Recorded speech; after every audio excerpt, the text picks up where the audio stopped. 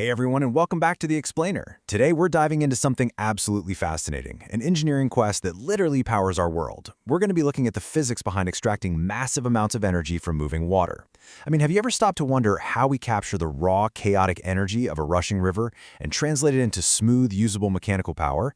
Well, spoiler alert, it all comes down to the precise shape of the surface that the water actually hits. So, here's our ultimate design question for today. How do engineers maximize power from moving water? Think about it like this. Imagine a simple garden hose spraying a jet of water against the moving blades of a rotating fan. Or if we scale that up to heavy industrial machinery, imagine millions of gallons of water slamming into the massive steel blades of a hydroelectric turbine. The water pushes the blade moves, and boom, we generate power. But how do we actually design those blades to squeeze the absolute maximum amount of energy out of that initial impact?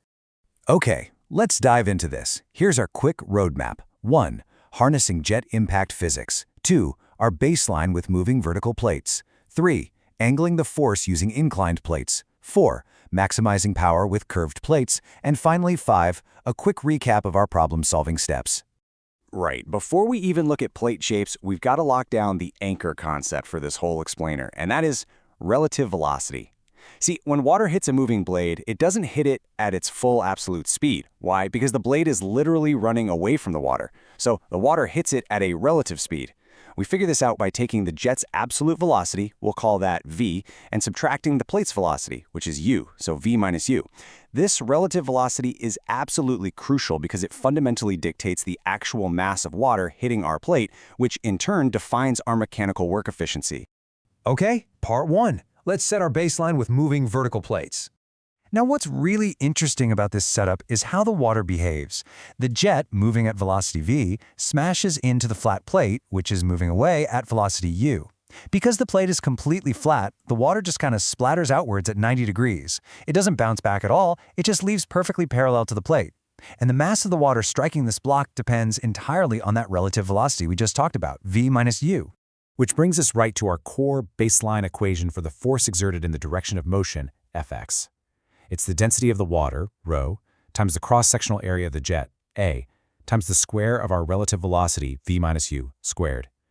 The density and area basically tell us how heavy the water jet is. But that v minus u squared, that is the engine of this equation. It mathematically dictates the total force pushing that plate horizontally. Let's throw some real numbers at this to put it into perspective.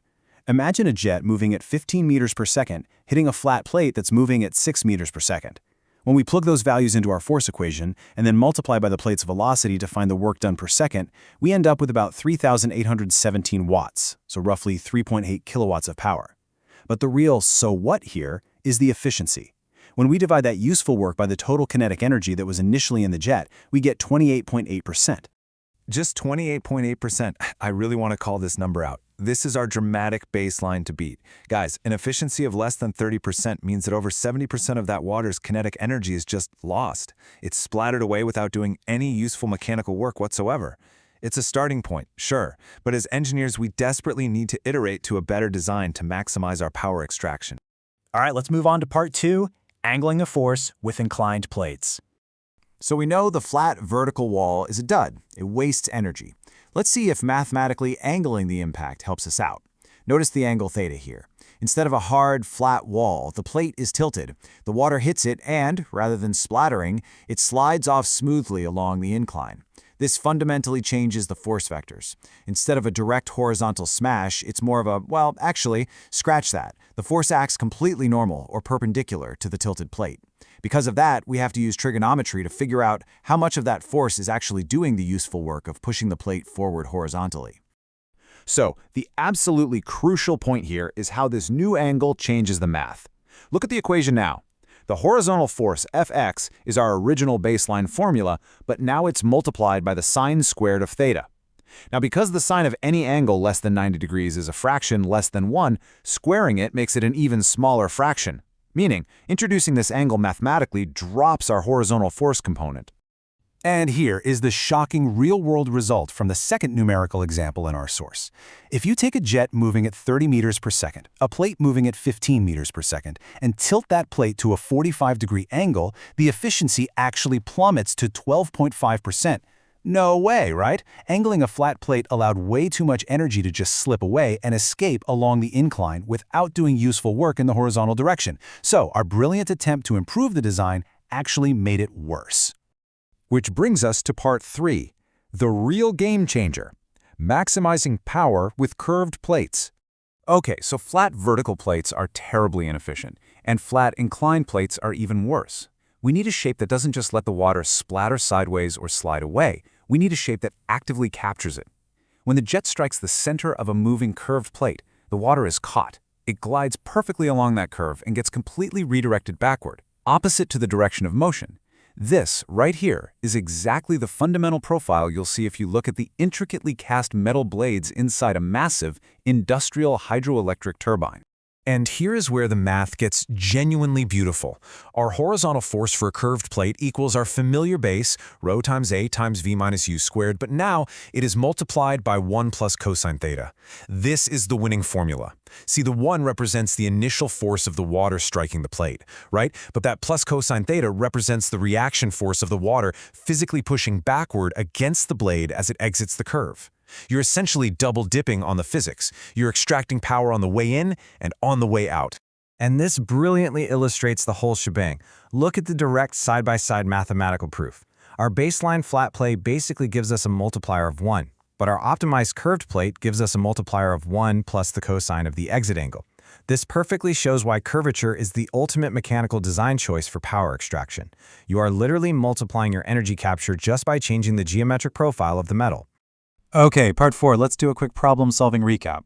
If you are an engineering student trying to tackle these design trade-offs, here is the standard 4-step framework you'll use for every numerical problem.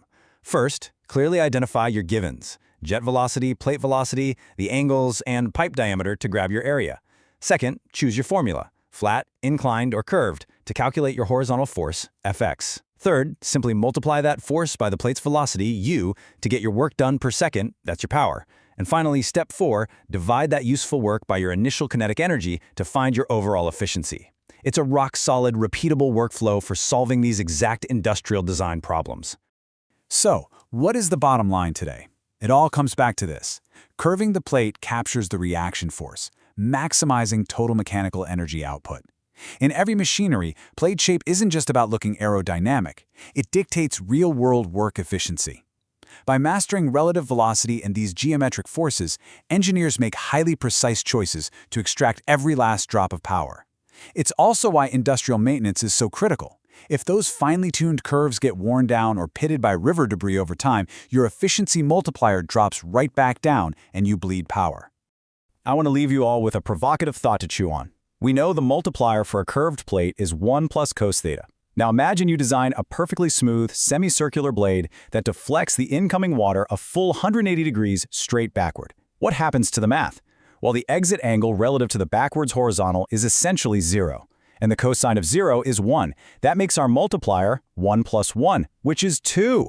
By perfecting that curve, you theoretically double the power output of a standard flat plate. It is a breathtaking limit to aim for, and it perfectly highlights why this kind of engineering is just so deeply fascinating. Thanks for hanging out with me for this explainer, and definitely keep questioning how the mechanics around you actually work.